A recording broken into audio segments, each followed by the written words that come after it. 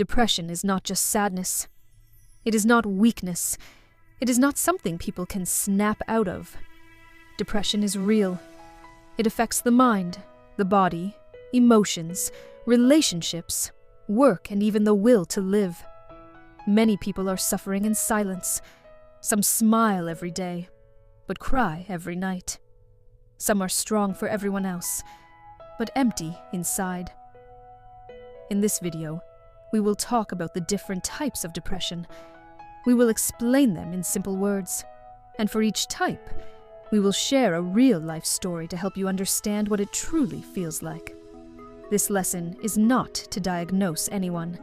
It is to educate, create empathy, and give hope. If you recognize yourself or someone you love in these stories, please know this. You are not alone, and help is possible. Before we go further, make sure you subscribe to our page and press the like button so as not to miss any of our topic of discussion. Let us begin. 1. Major depressive disorder, clinical depression. What it is. Major depressive disorder, often called clinical depression, is the most well-known type of depression. This type lasts at least 2 weeks, but often months, or even years if untreated.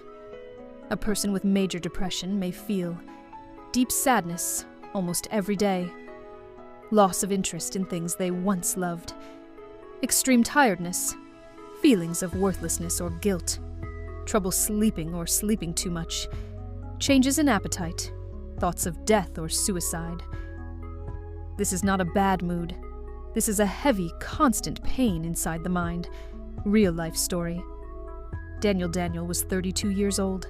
He had a job, friends, and a family that loved him. But every morning, waking up felt like punishment. He would lie in bed, staring at the ceiling, asking himself, "Why am I even alive?" He stopped enjoying football. Music sounded empty. Food tasted like nothing. At work, he smiled, joked, and did his tasks. Inside, he felt dead. At night, the thoughts came.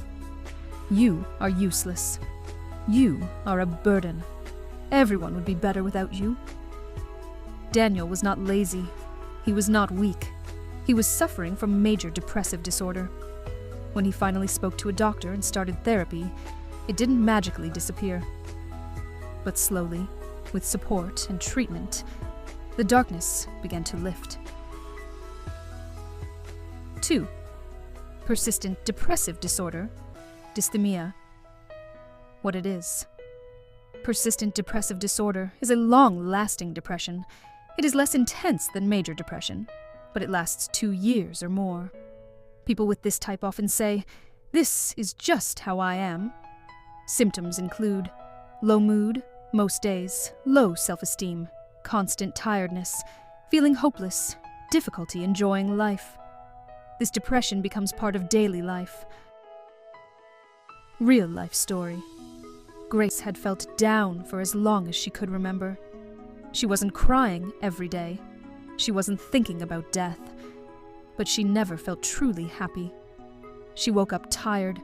She went to work tired. She went to bed tired. People described her as serious or quiet. They didn't know she felt empty inside. Grace thought, maybe happiness is for other people, not me. When she learned about persistent depressive disorder, she cried. For the first time, she realized her pain had a name, and that meant it could be treated. 3. Bipolar depression. What it is. Bipolar disorder includes episodes of depression and episodes of mania or hypomania. In the depressive phase, symptoms look like major depression, deep sadness, no energy, hopelessness, thoughts of suicide. But at other times, the person may feel extremely energetic, overconfident, talkative, impulsive. This can be confusing for both the person and their loved ones. Real life story. Michael had days when he felt unstoppable. He slept only 3 hours and felt amazing. He made big plans. He talked fast. He spent money without thinking. Then suddenly, he crashed. For weeks, he couldn't get out of bed. He felt ashamed of his past actions. He hated himself. People said, "Yesterday you were so happy. What happened?" They didn't understand that Michael wasn't choosing this. He was living with bipolar depression. With proper treatment, Michael learned how to manage both sides of his illness. 4. Seasonal affective disorder, SAD. What it is. Seasonal affective disorder is depression that happens during certain seasons, usually during the rainy or winter months. It is linked to reduced sunlight. Symptoms include low energy, oversleeping weight, gain sadness, social withdrawal. Real life story. Anna. Every year, when the days grew darker, Anna changed. She stopped going out. She slept all the time. She felt heavy and slow. When the sun returned, she felt like herself again. Anna thought she was strange, but she wasn't.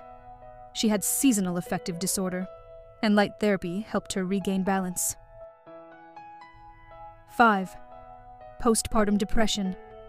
What it is. Postpartum depression happens after childbirth. It is not the same as baby blues. Symptoms include severe sadness, anxiety, crying spells, feeling disconnected from the baby, thoughts of harming oneself. Real life story. Amina. Amina had waited years to become a mother, but after giving birth, she felt nothing. She looked at her baby and felt fear instead of love. She cried every day and felt like a terrible mother. Everyone told her, "You should be happy." But inside, she was drowning. Postpartum depression almost destroyed her until she asked for help. 6.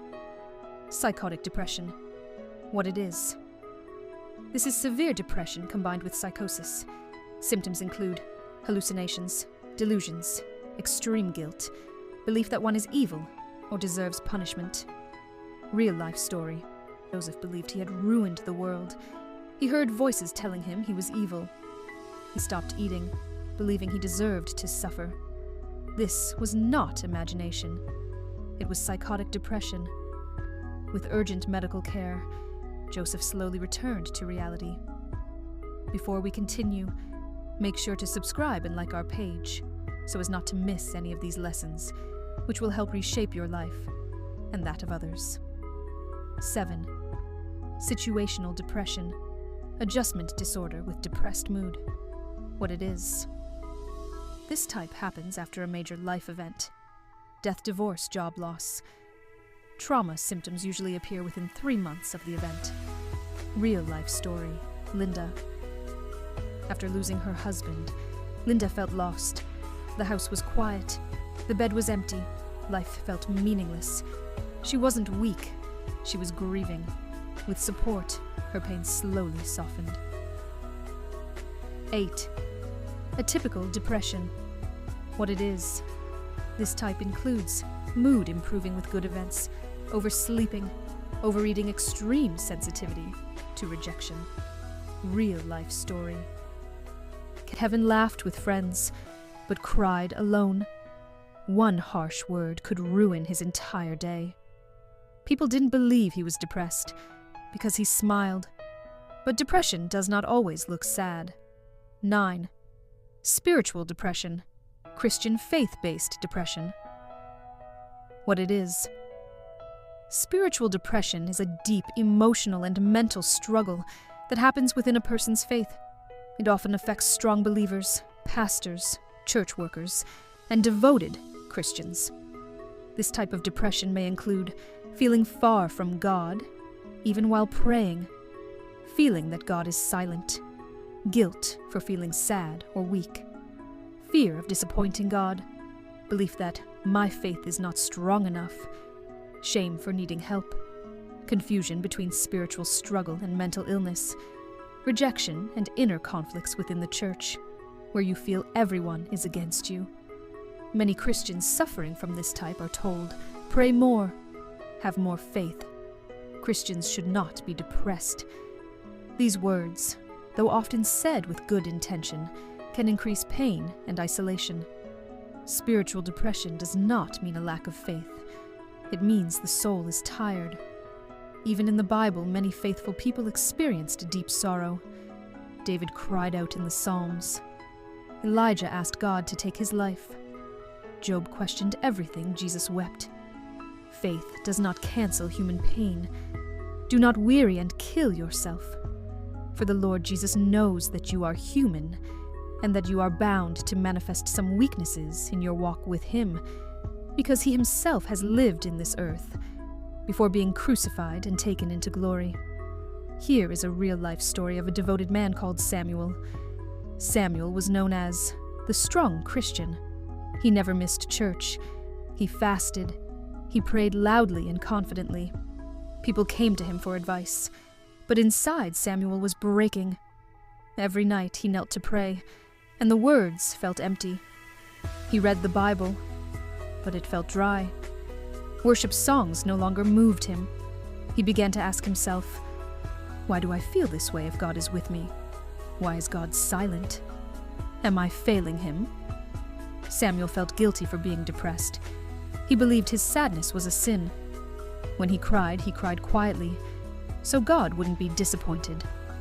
You see, this is a mistake most Christians do. They do not see God as their father, but rather as a tyrant, who is not moved by the feelings and weaknesses of his children. At church, he lifted his hands in worship. At home, he lay on the floor, exhausted and numb. He stopped talking about his feelings because he feared judgment. He told himself, other people have real problems. I should be grateful. One night, Samuel prayed not for blessings, but for relief. God, I am tired. I love you, but I am tired. That night, nothing dramatic happened. No miracle, no voice from heaven. They do not understand that though God might not reveal Himself to some of us, He is always with us at any time and at any place. But something small changed. A few days later, he spoke to a pastor. For the first time, someone told him, you can love God and still feel like you are lonely. No, you are actually not. He is with you. He also visited a Christian therapist who gave him words of encouragement and the right knowledge to walk with God and not feel lonely. Samuel learned that faith and therapy can work together. Medication does not mean spiritual failure. God's presence does not always feel emotional. You must not feel something or see a sign. Just have the faith that He is right there with you. In fact, the Lord Jesus said, "May more blessed is he that believes without seeing." Healing came slowly. Some days he still feels empty, but now he knows God is with him even in the silence. This is an important message for believers. Depression is not a sin. Asking for help is not a lack of faith. God works through His chosen servants, such as pastors, doctors, counselors, and community. Prayer is powerful, but so is support. Sometimes healing is instant. Sometimes healing is a journey, and God walks with us in both. If you are a believer struggling with depression, well, hear this. It is not actually depression as per se. The reason why we treat it as depression is because that is the way the people take it to be. God has not left you. Your faith is not broken. Your pain is seen. Even when you cannot feel God, He is still holding you. You are not alone. Finally, depression has many faces, but all forms deserve compassion. If you are struggling, speak to someone. Seek professional help. Without imposing religious belief on you, I suggest you look for a genuine servant of God, which could be a pastor. Before going, sit in your room. Pray to God in the name of the Lord Jesus Christ. Amend your ways with Him and ask for His mercy over your life. Do it in faith, believing that He will hear you and answer your prayers. Before you know, you will receive direction, and why inner healings, which could be the beginning of your freedom. You are not weak, and if you are listening to this for someone else, Be patient. Be kind. Listen. Your presence could save a life. Healing is possible. Recommend the solutions listed above, especially the spiritual and counseling aspect of it. Thank you for listening. Remember, do not forget to subscribe and like our page for further updates, and to keep you notified on our every uploaded videos. See you in the next episode.